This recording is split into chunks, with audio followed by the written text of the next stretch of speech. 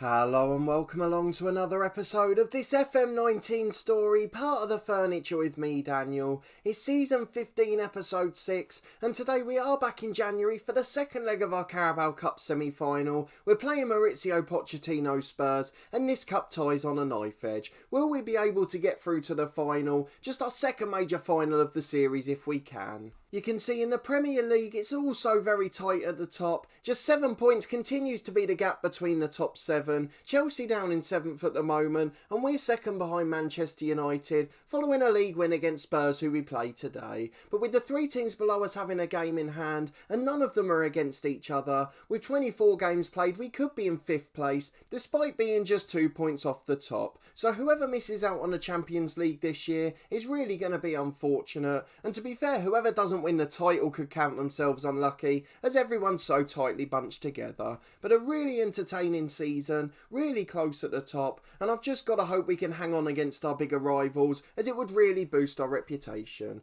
Of course, the other route to get into Europe is to win one of the domestic cups for the Europa League, or to try and win the Europa League and hope that'll take us to the Champions League group stages. That would make things a little bit easier than having to rely on such a tight division, but we're competing well throughout the season, and hopefully we can add 1 or 2 faces in January. We're scouting a few at the moment, but there's nothing really to report. I don't think we've had any outs either. We've got a couple of players who are a little bit unhappy because we've not been able to get them out of the club, or we've rejected big offers for them. So Mon Everson, the centre-half, Barcelona came in for him, but it was only about 35 million, and he's a far better player than that. So in terms of outs, it's nothing except from loans. Wood Montano and Ruiz Diaz, the new signing in January, but we have looked at him briefly before, as we pre-agreed the transfer months ago. A brilliant towering centre-half, 6'4", 20 for heading, and he looks like he's going to be a decent pro, so fingers crossed he'll do well at West Brom. He has been there about a week and a half now though, and he's yet to make an appearance, something that concerns me for the rest of the season, as they said he was going to be a first team player.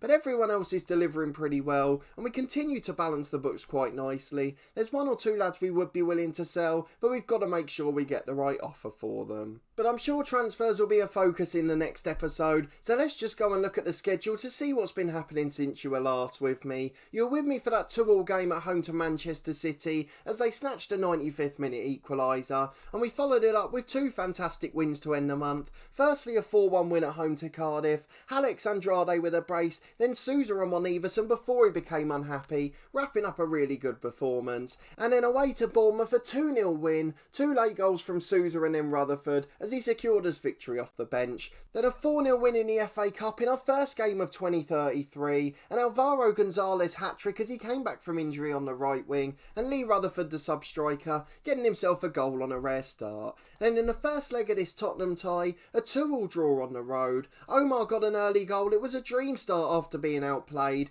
but then Tottenham came good with 2 quick goals before Alex Andrade in the second half snatched us a very undeserved equaliser. Hopefully at home today we'll do a bit better, but if Tottenham play the same again, they'll get themselves through very easily. They rested a few of their first team players at the weekend too, as you can see we beat them there, but whether that will help them or not, we're yet to find out. I'm sure that'll come in a few moments time. But a 2-0 win at home to Fulham followed the Carabao Cup tie, Omar and Lappin with late goals again, then a really disappointing defeat at Everton. Darnell Woodbine, you might remember the name, scored the winner against us in that dramatic FA Cup final for Arsenal a couple of years back. He scored the winner early on, and he was a constant thorn in our side in this game, as Everton absolutely dominated. But the home game against Spurs, it was a 2-0 win, and Andrade again with a brace. He's really coming good now, 9 Premier League goals and 4 assists to add to that too. So he's scoring at a good rate, got himself one in the Carabao Cup, and he's going to be crucial tonight if we want to get ourselves through to the final. Depending on the result of that, we'll judge how seriously we want to take the FA Cup 4th round. If we're into the Carabao Cup final, then we'll play a reserve team in the FA Cup. But let's go and have a look at the lineup for it. Tottenham are going to be at full strength. We're expecting them to be pushing to try and win trophies, as they have done so many times in this series. They've got 3 players out or doubtful. We're just missing Lucas Beja, who wouldn't be involved anyway, and it looks like we'll be playing Liverpool in the final if we get through, unless West Ham can overturn their deficit. We've got a few problems with fitness today, but that's not going to stop us. They all played brilliantly against Tottenham at the weekend, so why can't they do the same tonight? Monty Everson is the only concern in the team, very unhappy he couldn't join Barcelona, and again it's a reputation thing, we can't complain about that, but he needs to remember he was playing in the Championship until we gave him a chance this time last year. He's been a brilliant performer for us, so I'm not going to let him go, and we've still got 3.5 years on the contract, so it's not too much of a concern at the moment. What is a concern is the derisory offers that have come in. They're barely more than we paid for him last winter, but we've got the same 11 going out today, hoping for the same performance, and if a few do get a bit tired late on, we've got some brilliant game changers on the bench. Again, a couple of those are unhappy. Lappin is one who's struggling with not being sold. He's not getting first team football and we're not letting him go, so again I can understand the frustration, but he's going to be a key player in the Europa League, so he's not going to be leaving us just yet. But let's go and get into this game against Spurs and hope we can book our place in the final. It's a 4-1-4-1 for Spurs, a pretty defensive layout. Is that Claudio Gomez in the holding role? If you followed my other series, The Head Coach, you'll certainly remember this guy. We had him at Newcastle in that save, and we also then took him to Napoli for a year. Our director of football at both clubs had signed him, as we weren't in charge of transfers, and he was an absolutely fantastic player in that role, and he looks a pretty good one here too. 32 years of age now, but he's not declining physically. Certainly a player we've got to watch out for. They've got a couple of other players going grey in the middle. Christian Herrera must be experienced. He's just turned 30 and he's going grey as quickly as me at a young age, so I completely sympathise with him. But again, a world-class central midfielder. They've got a few good players in the squad. There's a number of them that we're familiar with anyway. The young centre-half Murdoch is a player that we tried to sign before. Scout reports rate him at 90, which is better than any of the players we've got. They've got Nora Francesco in central midfield, Harvey Charlton on the left wing, and then Nozov scored against us in the first leg up front, so there's plenty of players to be worried about. The only player they've really rotated is the goalkeeper. I don't recognise Davis, he's not their first choice, but aside from that, it looks like a pretty strong 11. Courtney Otte, our former loanee, on the bench. He's had a brilliant career at Spurs, but let's go and talk to the lads and tell them to prove a point, just as our assistant Stuart Jelling recommends. Hopefully that'll be enough to get us in control of the tie, and if we don't dominate the match early on, we'll drop to a balanced mentality. But again, positive worked at the weekend, albeit against a weaker Spurs side, and hopefully it'll be enough tonight if the lads can push through their fatigue. 5 minutes gone, it remains 0-0, and we yet to see a shot on goal. It's a throw at left back for Spurs, just over 10 minutes on the clock. They're quite happy to keep it at the back and play out slowly. We're trying to put a little bit of pressure on them, and we force a long kick downfield. Everson nods it down for Keita. Now Omar, the one man who was marked as actually tired by our assistant, but he gets it again out to Moraes on the left. He delivers to the back post, Andrade loses out. Look at that strike from Keita. Rattles the crossbar on the volley, and in the end it's bobbled behind for a corner. Omar will take the in-swinging delivery. Everson wins the header, but he nods it wide and it's a goal kick for Spurs. They survive after the first 15 minutes. Still no shots on target in the match, but we were mightily close to breaking a deadlock. Here's Keita again, finds Silla on the edge. His shot's blocked and it's as far as Gomez. He was the only man staying up from that throw-in, and now they've got two over on the left-hand side, but Bakanes stops the ball in with a thunderous tackle, and in the end the highlight ends immediately. The corner's into Laurent. It's a brilliant effort. I thought it was saved by Stojanovic, but it looked like it had just gone wide of the post, and had a goal kick short to Richard Quirk. He finds Bakanes in a holding role. Now Omar out to the left hand side of a race. He goes long forward, but Murdoch's going to win that, and Nota Francesco gets it wide to Charlton. He runs at the Torquay defence and he makes it look easy. Into Nozov at the edge, and the resignation in my voice shows you what's happened. Even if you're just listening to this, we've fallen behind to the first shot on target of the match, and with half an hour gone, we're 1-0 down on the night and 3-2 down on aggregate. Bruno Moraes has picked up a full thigh almost immediately, so Lonergan Irwin's going to be called upon at half time. But this has been a really disappointing start. We really performed quite well in truth, but we haven't looked like scoring or been clinical with our chances, and we conceded with the first one. The way Charlton ran through us was scary, and no one's gone to cover there. Moraes is off the pitch getting treatment, and no one's dropped into that left back role, so the right winger had absolutely acres for Spurs, but thankfully we survive as the header went over. 5 minutes to the break and and Spurs are now on top. Then we've got an attacking throw with Richard Quirk. Falls for Sousa on the right. Cater shoots, it's a thunderous effort. Davis tips it over the bar. A corner kick and outswinger from Omar. Can we get it into the box and score from it? It's gone past absolutely everyone, and it looks like we're going to be behind at the break. We'll stick with our positive mentality, as despite not having much possession, we've done well, but in the end we've conceded our only shot on target, and we've looked pretty feeble at the back. Half time, it is 1-0, and let's go and talk to the boys. We're going to tell them we expect a bit more. They played so well at the weekend, but we don't know if we've got big game players. It's so rare we've been in situations like this, and Spurs are a bit like that in real life at the moment, but we're now 15 years in and they've had plenty of those moments, so it's going to make things a little more tricky for us. Bruno Moraes is injured, so Lonergan Irwin on for him. We'll give him the team talk, tell him we believe in him. He looks happy and hopefully he'll respond. We need a big performance in the second half. Spurs' goal was a clear-cut chance, so we can't complain about it too much, as not a Francesco gets it from the kick-off and Murdoch finds the left-back. The highlight ends and now we're back on the left-hand side as Lonergan Irwin throws it into Omar. He finds Sousa, he's in and he scores. The keeper should have saved that. Davis palms it in at his near post. It's an absolutely awful bit of goalkeeping, but Sousa nicks an equaliser in acres of space. A good finish by the young Swiss player who's been a revelation this season.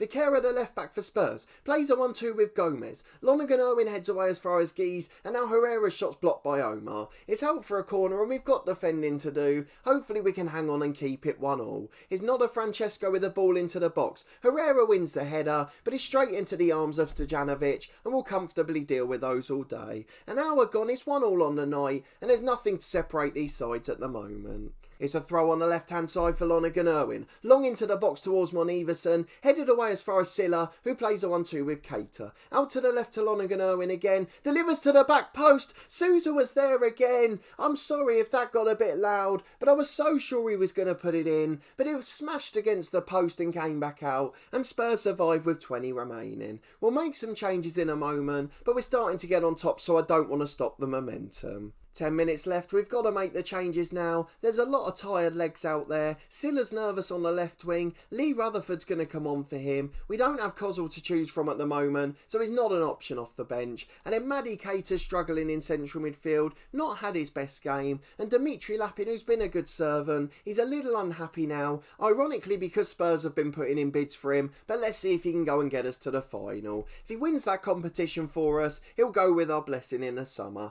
It's McDonald with a free kick on halfway, out to Rutherford the sub on the left. An unusual position for him, but Omar's put Sousa in, cuts it back to Omar. He had an open goal, but he hits the one defender who was covering one side. The other side of the goal was completely free, and then Spurs run away on the counter. Lonergan Irwin makes a good challenge. 5 to go, and will we see extra time and penalties? In fact, I think even at the semi-finals this just goes to penalties now, so we could have a dramatic end to the episode, as this game's on a knife edge with 5 to go. It's Otte the sub at left back, throws it in but Quirk gets it away. Andrade loses out in the air but it falls to Omar. He's knackered but he's still running his heart out, and it falls to Sousa on the right. Into Andrade, he puts it in first time. 1-on-1, a fantastic finish. Sousa with a lovely through ball, and now it's time we get the tactics right. The fullbacks are going to drop to support duties. Omar's going to do exactly the same. In fact, we're going to leave Omar because he's running rings round them, but the fullbacks are going to drop back a little. We're going to go to a balanced mentality as well. Diogo Sousa, the hero's got a knock. Pulled knee ligaments will leave him out for a few weeks, but we need him on for the last 2 or 3 minutes. We haven't got any subs anyway, so it's him or 10 men to choose from. Into 5 minutes of stoppage time, we're going to go and change our tactics. Time wasting all the time, drop our tempo a little, be more disciplined, and in transition we'll slow it down. You know the drill by now. Hold our shape, we don't want to push forward. It's just about keeping the ball at the back.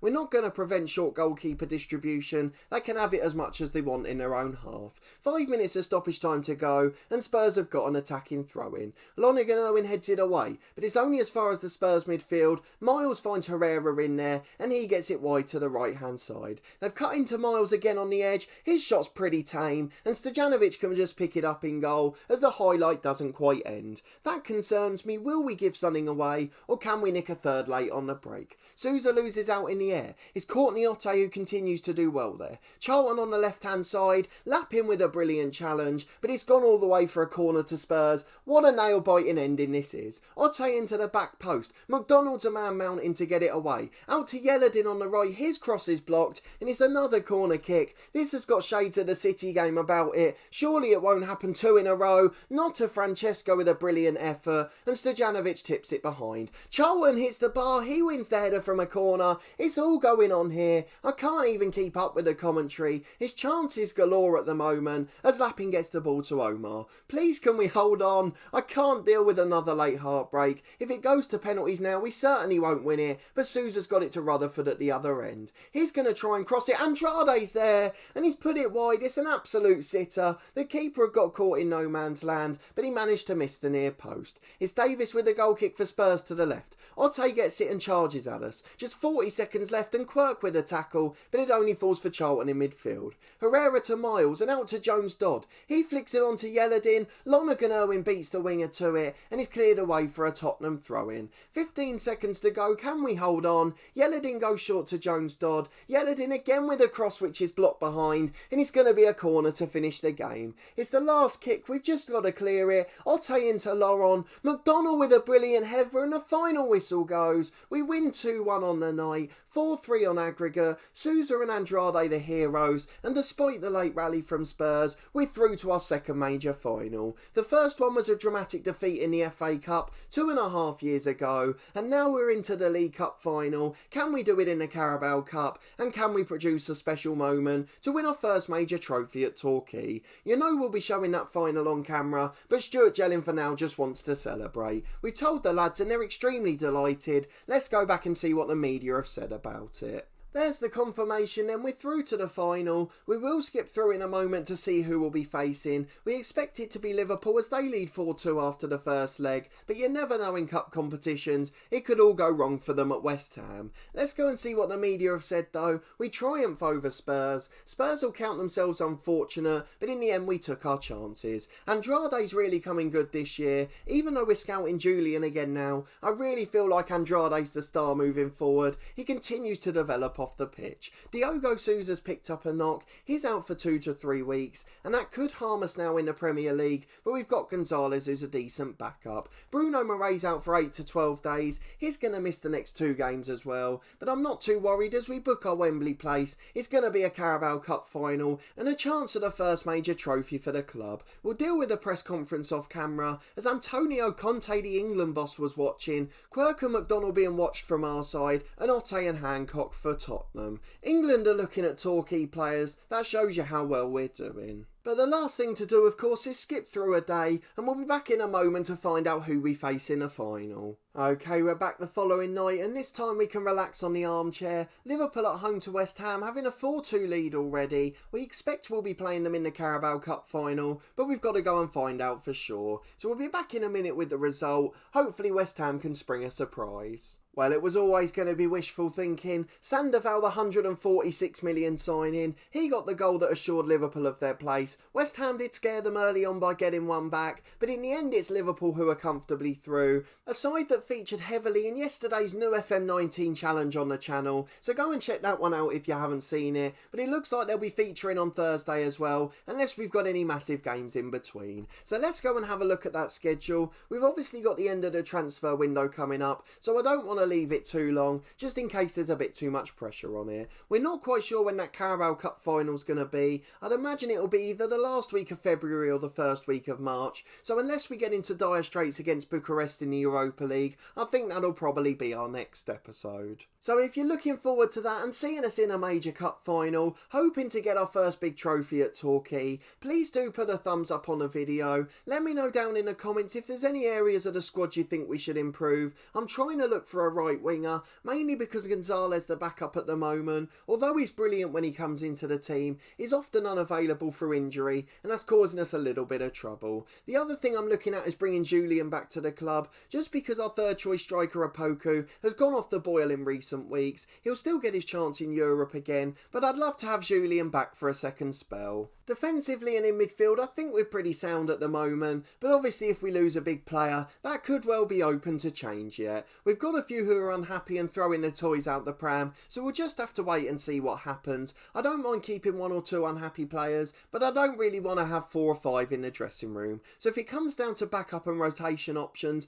I may just have to let 1 or 2 go, and then we'll have to be on the lookout for replacements, though we've got some good scouting going on all the time. Subscribe to the channel for daily FM19 content, firstly from this long-term story with Torquay United. We'll be back next time for the Carabao Cup final, and I really do hope you'll join me for that landmark occasion. Can we get our first big trophy at the club? It'd be a massive achievement with 2.5 months still to go, and could give us a real opportunity by acting as a springboard and allowing us to progress and try and win the biggest competitions. Then yesterday we started a brand new short-term challenge from FM19, continuing our head coach's legacy. We're taking over a giant who have got themselves into a bit of trouble, and we're hoping to save them in the Premier League over the next couple of weeks in that series. So do go and check it out if you missed yesterday's episode, and I really hope you enjoy something slightly different. There's also 3 episodes a week from my Cricket 19 career, every Tuesday, Thursday and Saturday at midday. A massive thank you to everyone that supported that one, as well as our Ashes test playthrough beforehand.